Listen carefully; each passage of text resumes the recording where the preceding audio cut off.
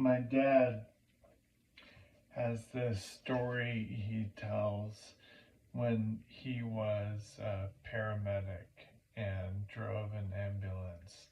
They were in this rural area and it's incredibly foggy and they're on this twisty, curvy road. The visibility is terrible. It's late at night. Suddenly, they feel the ambulance is off the road. The fog clears enough for them to see they are now careening down the hill of somebody's wet, grassy front yard directly towards their house. Time sort of slows down for him and he realizes if he hit the brakes, this thing could flip. If he goes that way, they basically go through the window in the front of the house, and that way are some trees. He goes towards the trees and is able to choose a couple pine trees because he thinks of those as being the softest of the trees he's headed towards. And the 6,000-pound vehicle basically just comes to a slow as these pine trees bend and everybody's okay. I have this huge interest in jobs and how jobs change and reveal people. I'm very into it if you don't know that. And I think first responders, people in positions like that develop this superpower where time slows down and they can make good choices and execute at a very high level where the rest of us, the animal takes over. We're flooded with cortisol, fight or flight. I always say about my dad, he's the best guy in the world to help you if your arm is over there. That's my joke. I think about that superpower of his, being calm in a situation where an inevitable outcome is on the way. Because I fall a lot. I'm that ambulance going down the wet, grassy hill towards the house a lot. And it's just a part of my life. And I would kill to have the superpower. But even if I had it, this condition is so weird because the signals might go to the muscles, but the muscles are too slow to execute. I am not able to make choices. I have to just let physics do what she gonna do. And it's makes for some tough falls. I trained in stage combat. I fought in so many plays. I know how to fall, except my body won't let me fall that way anymore. It's just physics now. A terrible fall early on that really sticks with me is in my backyard. It's a hill. It's a big grassy hill. I'm in a chair at the top of the hill, and our littlest, who is maybe 1.5 at the time, sort of falls feet overhead into a wagon. Her head is down at the bottom, her feet are up top, and she's freaking out. And I have the parental instinct, let me jump up, let me run down and save my child.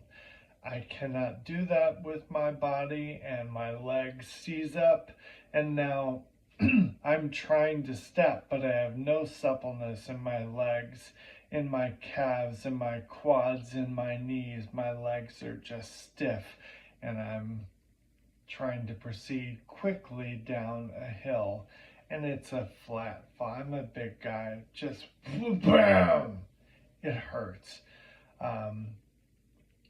There are kids there, my brother-in-law's there. It was really the first traumatic fall. Took a long time to get over it. And I have three places since that I've fallen that I wanted to say. I don't want to tell you how to live your life. I just want to offer up. I've tried this. I don't recommend it. First place is a Kroger. I don't know where you're watching this. That's a grocery store chain here. Pros. Pros of falling in a Kroger. So the aisles are pretty close. The view from the floor looking up is interesting, especially when you've got sort of faces of worried people in the foreground. You've got chips and things on the shelves behind them. You've got this really interesting perspective of the fluorescent lights and pipes on the ceiling. It's an interesting view, definitely. Socially, it's hard. It's a hard moment. People want to help you. They have the instinct to want to help you. What they really want to do is go away. They don't want to be there. It's so uncomfortable. Everybody needs to leave that store. They got to go somewhere else. And if you're me, you can't move very fast. It actually takes forever to get up to standing from lying down. Also, if you're not done shopping, which I wasn't, you got to go to produce. You got to try to get the cucumbers and the carrots and some kind of berry. Holding on to the cart, my hands were bruised for days. I was holding on so tightly to that, trying to be normal in the checkout. I love acting. That acting sucked. Trying to appear normal to the guy behind me and the lady at the checkout and the guy doing the bagging, when I'm shaking inside. I'm just vibrating all over. Trying to act normal in that situation was terrible. The journey to my car felt like Mount Everest to get there. I was so worried. Everything on the floor or in my way, every change in surface texture has become dangerous to me at this point. I'm already a fall risk, and after I fall, I am exponentially higher fall risk. Kroger, don't recommend it.